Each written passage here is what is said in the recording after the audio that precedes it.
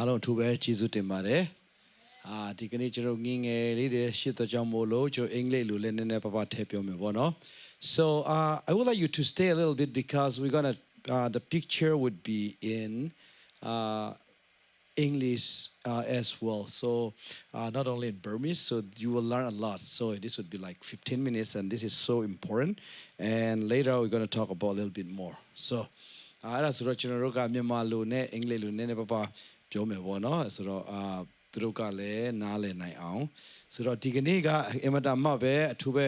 ဘုရားရှင်ကကောင်းကြီးပေးတဲ့အချိန်ဖြစ်တယ်ဒီနေ့ကလည်း CSCC Mission Sunday ဖြစ်တယ်ကျွန်တော်ယုံကြည်တယ်နောက်ပေါ့နော်ဘုရားရှင်အသုံးပြုပြီးတော့မြန်မာပြည်ပေါ့နော်မြန်မာပြည်ဖရားเจ้าတကြောင်မှမရှိသေးတဲ့နေရာအာမင်ဧဝံဂေလိတခါမှမကြားဘူးတော့နေရာဘယ်သူမှမသွားဘူးတော့နေရာမှာစီအသင်းတော်ကိုဘုရားရှင်ကအသုံးပြုပြီးတော့နောက်ထပ်သာသနာပြုနိုင်ဖို့မရှင်ဘုရားရှင်အသုံးပြုလာလိမ့်မယ်အာမင်ယေရှုနာမ၌သင်ပိုက်တဲ့လက်ခုပ်တီးပြီးတော့ဘုရားရှင်ကိုချီးမွမ်းကြရအောင် so I believe that in the future okay in Myanmar we're going to have a mission center where there is no church yet because in Myanmar so many people have never heard the gospel so there are many villages so like here Huai Lun and Khom Nu and who else Mien Nu and yeah Loam who else yes God is going to send you to these places so today we're going to learn about Philip ရဲ့တက်တာပေါ့နော်ကျွန်တော်ပြောမှာဖြစ်တယ်ဆိုတော့သူ့ကိုဘယ်လိုမျိုးနဲ့တိထားတယ်လဲဆိုတော့ဒီကနေ့ကျွန်တော်တို့ကစားရမှာဖြစ်တယ်တူတုတ်တုတ်နဲ့ထိရောက်ရောက်ပြောမှာဖြစ်တယ်ဗါလဲတူတုတ်ထိရောက်ရောက်ရေးကြည့်ရနော်အဲ့ဒါဆိုတော့ကျွန်တော်ဖတ်ရအောင် so Philip is known as an evangelist ဆိုတော့အဲ့ဒါတွေကတိတ်ကိုယ်ပြမှာမဟုတ်ဘူးဒါမှဒီတိုင်းပဲထားတာဖြစ်တယ်။နှစ်ဖြန်နေ့၌ဆိုတာစာရအောင်။နှစ်ဖြန်နေ့၌ထွက်တော်ပြန်၍ကက်သရီမြို့တို့ရောက်လျင်ဆရာ9ပါးအဝင်။ကဲကောင်းပြီ။ဗာလဲဆရာဘယ်နှပါးလဲ9ပါးအဝင်ပြီးတော့သာသနာပြုဆရာဖိလိပ္ပု၏အိမ်တို့ဝင်၍နေကြ၏။ထိုသူ၌ပရောဖက်ပြုတော်သမီးကညာ4ယောက်ဆိုတော့တမန်တော်ဝတ္ထုအခန်းကြီး21ဖြစ်မယ်ဘောနော်21ကိုထည့်ပေးကြပါ so this is the house of the Philip ဘောနော်ဆိုတော့သူ့ရဲ့ရှိမှာပါလဲသာသနာပြုဆရာနော်သာသနာပြုဆရာဆိုတော့ရှိမှာကနာမည်တစ်လုံးရှိနေပြီသာသနာပြုဆရာ okay ဆရာဖြစ်လာဖို့ရတဲ့ရိုးဖြစ်တာမဟုတ်ဘူးနော်သာသနာပြုဆရာနော်ဆိုတော့တာမဏိလက်ဒီအဲ့လိုပုံစံပေါ့နော်ဆိုတော့သာသနာပြုဆရာဆိုတော့သူကဘယ်လိုမျိုးတိကျတယ်လဲဆိုတော့ဆရာ9ပါးအဝင်ကျမ်းစာတော်မှာသူ့ကိုသာသနာပြုအနေနဲ့သူကဘာဖြစ်လို့သာသနာပြုဆရာဖြစ်နေတယ်လဲဆိုတော့ဒီမှာသူဘဲမဟုတ်ဘဲနဲ့ဘသူတွေပါလဲသူ့ရဲ့သမီးတွေတော်မှဘာဖြစ်လဲprophet ဖြစ်တယ်နော်ဆိုတော့အားလုံးကဘုရားအတွက်မှုတော်ဆောင်တော်သူဖြစ်တယ်ဘာဖြစ်လို့လဲကြည်ရအောင်So we're going to see Philip is known as an evangelist. So đó, phải ông ấy là cái khán giả ship thế đấy. Thu chăng, ai đâu quay ra đó, từ đâu đi, lẽ duy, no các bạn đó đi hú đó, evangelitia của họ biểu cha ấy. Evangelitia mà họ bên này event lâu ta đam mô, ta na biểu sa ta đam mô bu, ta na biểu sa lâu pi ma về, tu si ma. ကျမ်းစာကသာသနာပြုဆရာဖိလိပ္ပုလို့ခေါ်တယ်ဗောနော်ဆိုတော့ဘယ်နေရာမှာသွားတယ်လဲဆိုတော့သူကဆရာမကြီးမှာသွားတာဖြစ်တယ်ဆရာမကြီးမှာသွားတဲ့အခါမှာကျတော့ခရစ်တော်ရဲ့တည်င်းကောင်းတွေကိုသူကဟောပြောတဲ့အခါမှာနမိတ်လက္ခဏာအများကြီးရှိတယ် Philip was sent to Samaria where nobody was preach about the gospel yet God is using Philip ဆိုတော့ဒီ Philip ကဘာဖြစ်ခဲ့တယ်လဲဆိုတော့ဖိလိပ္ပုအားဖြင့်နမိတ်လက္ခဏာဖြစ်တဲ့နတ်ဆိုးတွေထွက်တယ်ဘယ်လောက်အထိလဲဖတ်ကြအောင် so we're going to see what happened through Philip the Holy Spirit is working ဖတ်ရအောင်ဖိလိပ္ပုဒီလေကဲဘယ်ကိုသွားလဲကဲဘယ်ကိုသွားလဲSamariaဆိုတာတုံးကပြောရအောင် Samariaဆိုတာက in Acts chapter 1:8 ဘာပြောထားလဲ when the Holy Spirit comes upon you you will be filled with the Holy Spirit and power and you will be my witnesses in Jerusalem Samaria and Judea and Samaria and to the ends of the earth เนาะဆိုတော့တင်းတော့ပေါ်နဲ့တန်ရှင်းတော့ရင်တော့ကြောက်လာတော့အခါပါဘာဖြစ်ရမလဲတကူးနဲ့ပြည့်ရွယ်တင်းတို့ဒီဘယ်မှာငါတပည့်ဖြစ်မလဲ Jerusalem ပြီးတော့ Judea ပြီးတော့ Samaria ပြီးတော့မြေကြီးစွန်းဆိုတော့အဲ့ဒီ Samaria အထိကဘယ်သူမှမသွားဘူးသူတို့လူမျိုးထဲမှာပဲ Jew တွေပြီးမှ Judah ပေါ့နော်ဒါမဲ့ဒီမနေ့ကျွန်တော်တို့ကြားတာပေါ့နော်ဆရာတွေနော်ဆရာတော်ဘယ်သူလဲဆရာတော်ဆရာပပြံနော်ဆရာတော်ဆရာပပြံခုံတာဆရာတော်နော်ခုံတာဆရာတော်ဆရာပပြံဆရာတော်ကောင်ဆရာမမောင်တဲ့တော်ကောင်ပြီးတော့ဆရာခိုင်ဆန်းတော်ကောင်ပြောကြတယ်ဘာပြောကြလဲနော်ဒီမှာဆိုလို့ရှိရင်ကျွန်တော်တို့က when the Holy Spirit comes on you you will be filled with the power and ဘာဖြစ်ရမလဲ you will be my witnesses in Jerusalem and Judea and Samaria and to the ends of the earth ဆိုတော့ဘယ်ဟာဒီလဲ Jerusalem ဆိုတော့မြို့ဖြစ်တယ် Judea ဆိုတော့ဘာဖြစ်လဲပြည်နယ်ပုံစံပေါ့နော်အဲ့လိုမျိုးပုံစံဖြစ်တယ်ပြီးတော့ Samaria ဆိုတော့လူမျိုးခြားဖြစ်သွားပြီသူတို့နဲ့တော့တူတယ်ဒါမဲ့တယောက်နဲ့တယောက်က culture ဆိုပဲယဉ်ကျေးမှုတူသလားမတူဘူးအဲ့ဒီလူတွေစီမှာဆိုတော့ပေတရုကပန်တီကုတ်တဲ့နေ့မှာတရားဟောတယ်ဘယ်လောက်ပြောင်းလဲလဲ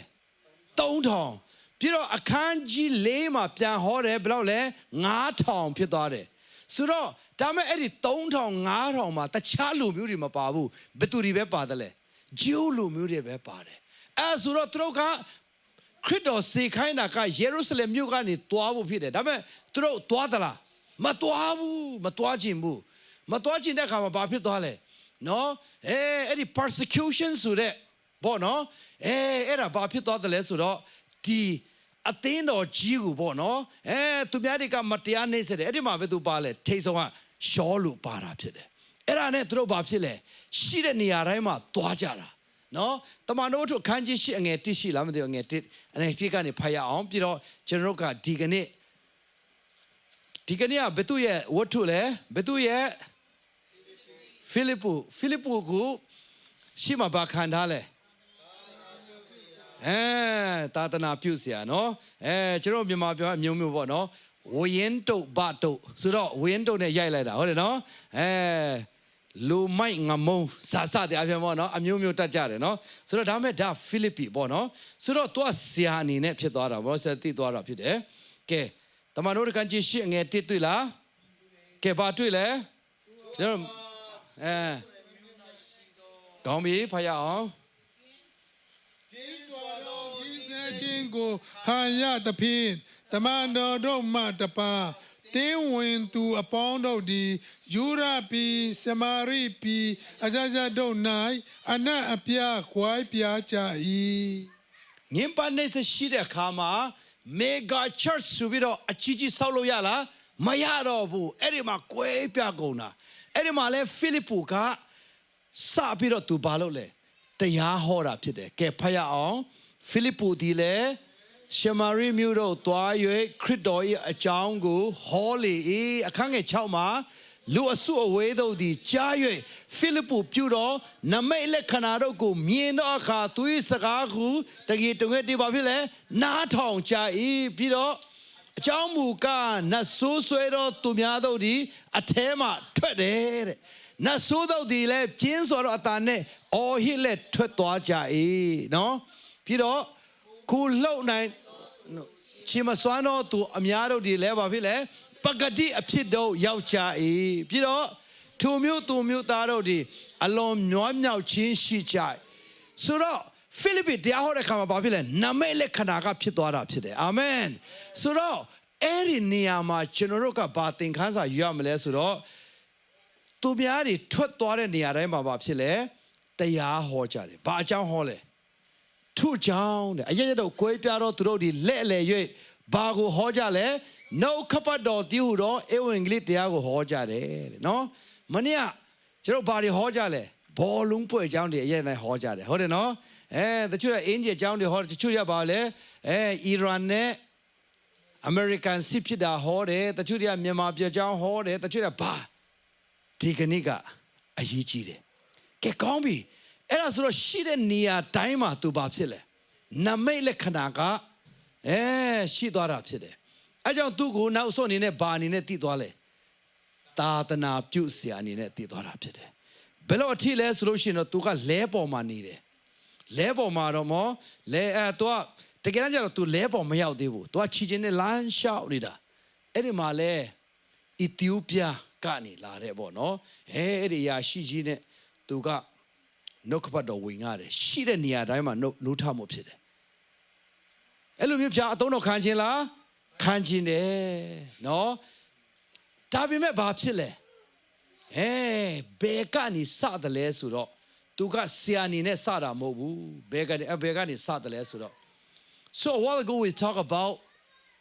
the life story of Philip. Philip is well known as an evangelist used by God, empowered by the Holy Spirit. Wherever he preached, there was a miracle. However, he didn't start with preaching. He started with serving. No? So now Philip ka bane satale so faithful servant in sara phit no beturi ko tu ka chwe moi pyu su tale so serve the widows. So now mo soma de ko tu kaပြုစုတာဖြစ်တယ်အဲ့ဒီတစ်ချက်လေးကိုကျွန်တော်ကြည့်ပြီးတော့ဆက်သွားမှာဖြစ်တယ် start where God puts you ဆိုတော့သူကဖိလိပ္ပုကသူ့နာမည်ရေးမှာပေါ့နော်သူ့နာမည်မှာevangelist ဆိုတာမဟုတ်ဘူးအဲ့ဒီတစ်ချက်လေးကိုကျွန်တော်ဖတ်မှာဖြစ်တယ်နည်းနည်းခက်တော့ခက်မယ်ဖတ်လို့တော့ရမယ်ထင်တယ်ကဲဖတ်ရအောင်သူကာလ၌တပည့်တော်တို့သည်များပြားသည်ရှိတော်နေ့ရက်အစဉ်တိုင်းလှုပ်ကြွေးသောအခါဟေလနစ်အမျိုးမို့ဆိုးမတို့ကိုဘာဖြစ်လဲမလှုပ်မကြွေးဟုထိုအမျိုးသားတို့သည်မြေတိုင်း၍ဟေပြလူတို့ကိုဘာဖြစ်လဲအပြစ်တင်ကြ၏အခန်းငယ်နှစ်ထိုအခါတစ်ချိန်နှစ်ပါးသောတမန်တော်တို့သည်တပည့်တော်အပေါင်းတို့ကိုခေါ်ပြေးလျင်ငါတို့သည်ဘုရားသခင်နှင့်နှုတ်ကပတ်တရားတော်ကိုထား၍ဘာဖြစ်လဲလှုပ်ကြွေးမှုကိုမဆောင်သင့်တဲ့ကဲကောင်းပြီအရင်တော့တပည့်တော်ဒီပြီးတရွတို့တရားဟောတယ်ဘယ်နှယောက်ပြောင်းလဲ3000လောက်ပြောင်းလဲတယ်ပြန်ဟောတယ်9000ဒါမဲ့အဲ့ဒီချိန်အထိသူတို့ကဘာအလို့အကျွေးကိုလုပ်တယ်လဲစပွဲ၌လှုပ်ကြွေးမှုကိုလုပ်နေတယ် serveဒါမဲ့အတင်းတော့ကြီးထွားလာတဲ့အခါမှာသူတို့လှုပ်ကြွေးတာကလုံလောက်သလားမလုံလောက်ဘူးမလုံလောက်တဲ့ခါကျဘာဖြစ်လဲအဲ့ဒီမို့ဆိုးမတွေကငါတို့ကထမင်းမရဘူးအခုလိုပဲကိုကာကိုလာမရဘယ်တော့ကုန်တာလဲဟုတ်တယ်နော်အတင်းတော့လဲခေါင်းဆောင်တွေကဘာလုပ်လဲဟုတ်တယ်နော်မစ်ရှင်တွေကဘယ်မှာလဲဆရာတွေကဆိုတော့ဘယ်သူတွေပဲ complaint တက်တာလဲအမျိုးသမီးတွေဟုတ်တယ်နော်အရေးကြီးတယ်အဲ့ဒီအမျိုးသမီးအဖွဲ့တွေကဘာဖြစ်လဲဘယ်အဖွဲ့ကလဲမို့ဆိုးမတွေဟုတ်တယ်နော်အပြူတွေမဟုတ်ဘူးအပြူတွေကဘာဖြစ်လဲရတယ်သူတို့ကိုအလို့အကျွေးပြုရှင်တဲ့လူတွေများတယ်ဒါပေမဲ့မို့ဆိုးမတွေကြောင့်ဘာဖြစ်လဲဘယ်သူမှမလို့ကျွေးချင်ဘူးနော်အဲ့ဒါကြောင့်ဖြစ်သွားတာဆိုတော့ဒီမှာဘာပြောလဲဘာစကားလဲဒီမှာပြောတာဒီဟယ်လနစ်အမျိုးဆိုတာကသူတို့က they were still Hebrews but they didn't speak in Hebrew anymore so they were speaking another language ဆိုတော့သူတို့ကတခြားစကားကိုပြောတဲ့ခါကျတော့သူတို့ကိုထမင်းမကျွေးဘူးเนาะဒီနေ့လိုပဲဘာမရတာလဲကိုကာကိုလာမရဘူးခုတ်လည်းမရဘူးဟာလည်းမရဘူးเนาะဆိုတော့ဒီတိုင်းမရတဲ့ခါကျတော့ปีตีတော့ကဘာပြောလဲအဲ့ဒါဆိုတော့ဒီစပွဲထိုးအလုပ်ကိုထမင်းဝေတဲ့အလုပ်ကိုငါတို့မလုပ်တော့ဘူးဘယ်သူ့အလုပ်ခိုင်းမလဲကဲရွေးရအောင်ကဲကောင်းပြီအခန်းငယ်3ကိုဖတ်ရအောင်ထို့ကြောင့်ဖတ်ရအောင်1 2 3ထို့ကြောင့်ငါကူတို့တဲ့ဝိညာဉ်တော်နဲ့၎င်းပညာနဲ့၎င်းပြည့်စုံလက်အသေးရှိတော့လူ9ယောက်တို့ကိုတင်တို့ရှာကြလောကဲအဲ့ဒီစပွဲထိုးလုပ်ဖို့အဲ့ဒီသူများတွေပေးထားတဲ့အရာတွေကို စီမံခန့်ခွဲဘယ်သူကိုခိုင်းကြလဲနံပါတ်1ကဘာလဲဝိညာဉ်တော်နဲ့ပြုတ်ရမယ်နံပါတ်2ကဘာလဲပညာနဲ့အဲ့ဒီပညာကအတန်းပညာမဟုတ်ဘူးဖယားကိုကြောက်ရွံ့တော်ပညာဖြစ်တယ်ဟုတ်တယ်နော်ဖယားမကြောက်ရွံ့ဘူးဆိုလို့ရှိရင်သူများတွေကသူတို့ရှိတဲ့ပစ္စည်းတွေပုံအောတော့ဖယားမကြောက်လို့ရှိရင်အဲ့ဒါဘာဖြစ်မလဲအလိုငွေကိုခူးစားကြပါပေါ့ခူးစားကြမှာအဲ့ဒါဆိုတော့ဝါးစားမယ်ပေါ့နော်အဲ့ဒါဝါးမယ်ဟာဟိုလေးလို့ဆိုတော့အဲ့ဒီအတွက်စပွဲလဲထိုးဖို့အဲ့ဒါခေါ်တဲ့အခါမှာလူ9ယောက်အဲ့ဒီထဲမှာဘယ်သူပါလဲအဲ့ဒီမှာအဲ့ဒါမှသူတို့ကဘာပြောလဲဟောနိုင်မယ်လုပ်နိုင်မယ်အဲ့ဒီချိန်မှာကျတော့ဘာဖြစ်တယ်လဲဆိုတော့ကဲဖတ်ရအောင်ငါတို့မူကားဘာဖြစ်လဲဆုတောင်းပတနာပြုခြင်းနှုတ်ကပတ်တော်တရားကိုဟောပြောခြင်းမှုတို့ကိုအမြဲပြု၍နိမေဟုဆိုကြ၏သူစကားကိုလို့ဆိုဝေပေါင်းတို့သည်နိတ္တကြသဖြင့်ဖတ်ရအောင်ယုံကြည်ခြင်းနဲ့၎င်းတန်ရှင်းတော်ရင်တော်နဲ့၎င်းပြည့်စုံတော်တတိဖာမစ၍ဖိလိပ္ပုနော်ပြတော့ဘယ်သူလဲပြောခေါ်နီကာနောတီမွန်ပါမေနာယူရာဘာတာဝင်တော်အန်တီယိုမြူတာနီကိုလာနော်ဟဲနီကိုလာဆိုတာကပြီးတော့ရွေးကောက်ရွေးတမန်တော်တို့ရှိ၌ထားကြ၏တမန်တော်တို့တွေလည်းဆူတောင်းပြီးလင်သူတို့ကိုခေါင်းပေါ်၌လက်ကိုတင်ကြ၏ကဲကောင်းပြီစပွဲထုဖို့ဘယ်သူကိုခေါ်လဲ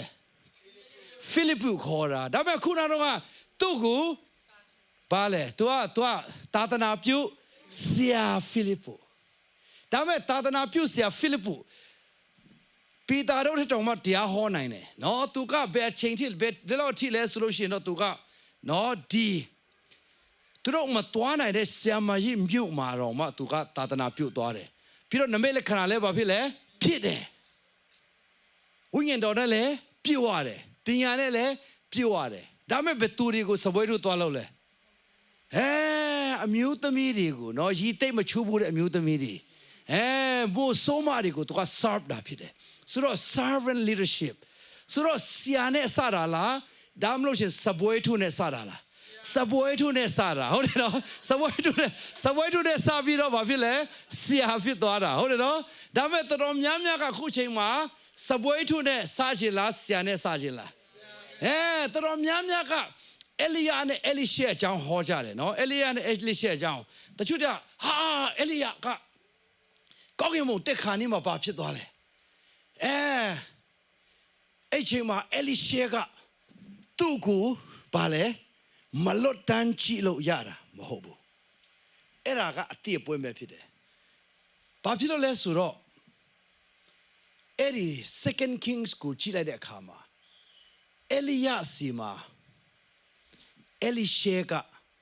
နော်သူ့ကိုဝတ်ကြီးဝတ်ငယ်တွားပြုစုတာအဲ့ဒါနဲ့စာလို့နောက်ဆုံးမှအဲ့ဒီဝတ်ယုံကိုရတာဖြစ်တယ်ဒါပေမဲ့တော်များများတွေကအဲ့ဒီဝတ်ယုံကနေစတာမဟုတ်ဘူးဝတ်ယုံကနေစတာမဟုတ်ဘဲနဲ့ဝတ်ကြီးဝတ်ငယ်တွေကိုပြုစုတာကနေစတာဖြစ်တယ်ကဲကောင်းပြီဖိလိပ္ပုက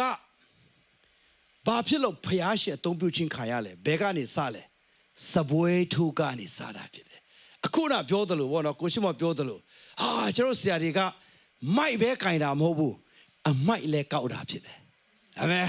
ပြောရအောင်မိုက်ပဲမကင်နဲ့အမိုက်လဲကောက်ပါ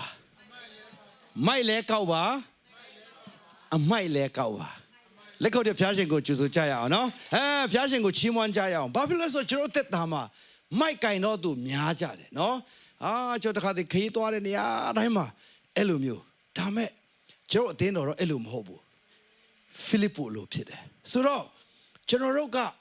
ဒီအသင်းတော်မှာ volunteer အနေနဲ့စတာမဟုတ်ဘဲနဲ့အစေခံဖြစ်တယ်We do not serve as a volunteer. Okay, a volunteer is like a business mindset. Okay, in volunteer means that you volunteer yourself because you want to. If you don't want to, you will stop. But today, churches are looking for not just volunteers, but they are looking for servants of Christ. It means that whenever you do, you just focus on what Jesus has done for you and us. So, you know, volunteer, assemble mobile, asikan. ကဲတော့ဖြစ်တယ်ဒီမှာတစ်ချက်ကျွန်တော်နည်းနည်းပါးပါပြောချင်တယ်ပေါ့နော် volunteer နဲ့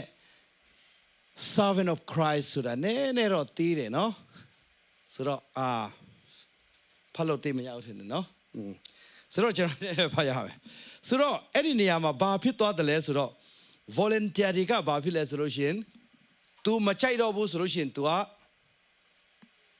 မောလို့ရှိရင်ငါမောပြီအချိန်မရဘူးဆိုလို့ရှိရင်ငါမပါတော့ဘူးဒါမဲ့တကယ် servant of Christ တွေကအစေခံဖြစ်တဲ့အတိုင်းသူတို့ကဘာပြောတယ်လဲဆိုတော့ဒီမှာဘုရားเจ้าမှာပဲတခုခုလှုပ်လို့ရှိရင်သူများမျက်နှာမကြည့်တော့ဘဲနဲ့ခရစ်တော်ရဲ့မျက်နှာကိုကြည့်တဲ့အခါမှာဘာမဆိုလှုပ်လို့ရှိရင်နော်ဘုရားစီခိုင်းတဲ့နေရာမှာသူတို့ကနေလို့ရတာဖြစ်တယ်အဲ့ဒါကြောင့်ဒီနေရာမှာဘာဖြစ်သွားတယ်လဲဆိုလို့ရှိရင်ကျွန်တော်တို့ဒီဖိလိပ္ပုလိုပဲကျွန်တော်တို့ရဲ့အသက်တာမှာဘယ်နေရာပဲထားဘုရားမျက်နှာကိုထောက်ထားပြီးတော့ကျွန်တော်တို့လုပ်သွားမှာဖြစ်တယ်မြန်မာပြည်မှာကျန်းစာကြားစင်ပွဲမှာတယောက်ပြောတာပေါ့နော်ဟာမင်းတို့ဒီဘာဖြစ်လို့ကြားအောင်တက်ကြလဲဆိုတော့အစီခံကြည့်လို့ပေါ့နော်ဖျားမှုတော့ဒါပေမဲ့သူတို့ကဘာကိုကြည့်ပြီးတော့အမှုတော်ဆောင်ခြင်းလဲဆိုတော့ဟာ slide မီးဒီပါနေနဲ့ပေါ့နော်ဟာတကယ်မိုက်ခွကြီးနေတကယ်တမ်းကျတော့သူတို့ကိုပို့မဲ့နေရာက slide မီးမပြောနဲ့ဖျောင်းနိုင်မီးတော်မှနိုင်ဟုတ်တယ်နော်ဆရာမပြောင်းလို့ဆိုလို့ရှိရင်တော့အဲ့ဒီနေရာမှာပို့တာဖြစ်တယ်နော် popular မဟုတ်ဘူးဆိုတော့ဒီမှာကျွန်တော်ကပေါ်ပင်လိုက်ဖို့မဟုတ်ဘူးနော်ဖျားထားတဲ့နေရာမှာတွားတဲ့အခါမှာဘုရားရှင်ကအချိန်တန်လို့ရှိရင်ဘယ်နေရာမှာဆိုအသုံးပြုတာဖြစ်တယ်အဲ့ဒါကြောင့်အရောက်စီတိုင်းကိုကျွန်တော်ခွန်အားပေးခြင်းတယ်နောက်ဆုံးမှာဒီကျွန်တော်ပြန်ပြောမယ်ဖိလိပ္ပုကဂျေရုဆလင်မှာနေတော့တရားဟောဘူးမလားမဟောဘူးနော်ဆုတောင်းတာဥဆောင်ဘူးမလားမအိုးဆောင်ဘူးဘာပဲလုပ်မလဲစေခိုင်းတာကိုပဲလုပ်တာဖြစ်တယ်စေခိုင်းတာကိုပဲလုပ်တာဖြစ်တယ်သူကျွေးတဲ့လှုပ်ကျွေးတဲ့သူတွေကဘယ်သူလဲတကယ်ယာထူးကြီးတွေလားမဟုတ်ဘူးအဲ့ဒီမို့ဆိုးမတွေသူများပြစ်ပယ်ထားတဲ့လူတွေကိုလုပ်တာဒါပေမဲ့အချိန်တန်လာတဲ့အခါမှာဘာဖြစ်သွားလဲဘုရားရှင်ကအသုံးပြုပြီးတော့ဘာဖြစ်လဲနေ့ပြန်နေ့၌ထွက်သွားပြန်၍ကဲ3မိနစ်ရောက်ရင်ဆရာ9ပါးအပါအဝင်သာသနာပြုဆရာဖိလိပ္ပုအိမ်တို့ဝင်၍နေကြ၏သူကသာသနာပြုဆရာလည်းဖြစ်တယ်သူအားဖြင့်ဘာဖြစ်သွားလဲဒီမှာနော်စပွဲထူးနဲ့စတော့သူကဘာဖြစ်သွားလဲဒီမှာကဆရာမကြီးမြို့မှာနမိတ်လက္ခဏာဖြစ်တော့ဘယ်သူမှမသွားနိုင်တဲ့နေရာမှာသွားတာဖြစ်တယ်အဲ့ဒါကြောင့်ဒီကနေ့အရောက်စီတိုင်းကိုဘုရားရှင်အတွက်စီခံကြပါဘာပဲလို့ဘုရားရဲ့မျက်နာကိုထောက်ပြီးတော့လုပ်မှာဖြစ်တယ်ဒါပေမဲ့တချို့တွေကြတော့ဘာဖြစ်တယ်လဲဆိုလို့ရှိရင်ငါဒီလောက်ထိပါဝင်တာဘယ်သူကမှလည်းကြီးစုတင်တယ်လို့မပြောဘူးတချို့အမျိုးသမီးတွေဆိုလို့ရှိရင်သူတို့ယောက်ျားတွေကိုအတင်းတော်လူကြီးလောက်ခိုင်းလားမလောက်ခိုင်းဘူးအိမ်ပြန်လာလို့ရှိရင်နင်းတော့စီဝေးသွားတာဘယ်သူကမှလည်းကြီးစုတင်တာမဟုတ်ဘူးရက်တော့အတင်းတော်လူကြီးတဲ့နေဆိုနှုတ်ထွက်တဲ့ဖွဲ့တွေရှိတယ်ဒီမှာတော့မရှိတဲ့တော့ကြောင့်မို့လို့လက်ခုပ်တစ်ဖျားချက်ကိုချီးမွမ်းကြရမင်းတို့ပါသူများတွေကလည်းကြီးစုတင်တာမဟုတ်သူများတွေကလည်းဘာဖြစ်လဲမင်းအတိမပြုတ်တာမဟုတ်ရက်လိုက်တော့ဆိုတာဒီမှာနော်ဒီမှာလဲခံရသေးနော်အိမ်ရောက်လို့ရှိရင်တော့ပိုဆိုးသေးဆိုလို့ရှိရင်ဒါမဲ့အစေခံတွေကဘာဖြစ်တယ်လဲလူတွေမကြည့်ပဲနဲ့ what Christ has done for me they focus on what Christ has done for us ခရစ်တော်ကဘာလုပ်ပေးတယ်လဲအဲကြောင့်ဒီကနေ့ဖိလိပ္ပုလိုထားတဲ့နေရာမှာသူများရဲ့အသက်မပြုတ်ခြင်းကိုနော်သူကအဲ့ဒီပေါ်မှာမမူတည်ပဲနဲ့ဖခင်အတွက်အမှုတော်ဆောင်လိုက်တဲ့အခါမှာစပွဲထိုးတဲ့လူကဘာဖြစ်သွားလဲဆရာမရိပြီနော်တကယ်ခရစ်တော်ရဲ့နောက်3နှစ်3မှုလိုက်တဲ့လူတွေတောင်မှမတွားနိုင်တဲ့နေရာမှာဖျားရှင်သုံးပြတာဖြစ်တယ်ဒီကနေ့မိတ်ဆွေတို့ကိုဖျားရှင်သုံးပြခြင်းနဲ့ကျွန်တော်တို့ထက်တောင်မှဖျားရှင်ကမြောက်များစွာသောနေရာမှာ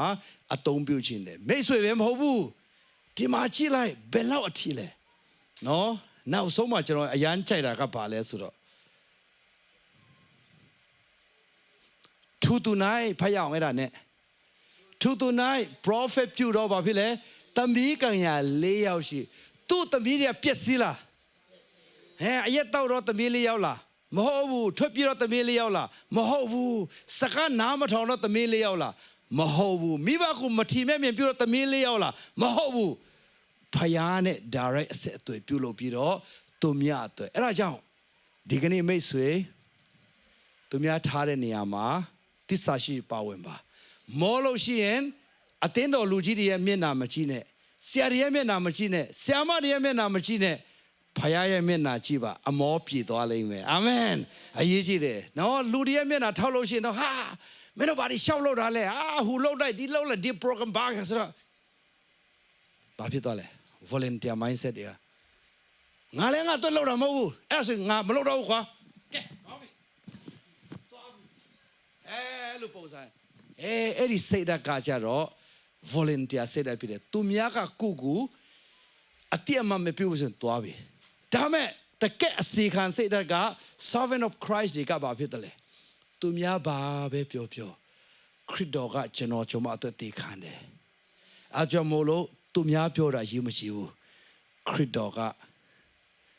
တာဒုတစ္ဆာရှိတော်ငယ်သားကောင်းလို့ပြောတာဖျားရှင်သုံးပြုပါစေအာမင်ကောင်းပြီကျွန်တော်တို့ချမ်းမင်းစီမှာပြန်ရအောင်နော်ကဲကောင်းပြီဘေးနားမှာရှိတော့သူကိုဘေးပါမိတ်ဆွေက volunteer လား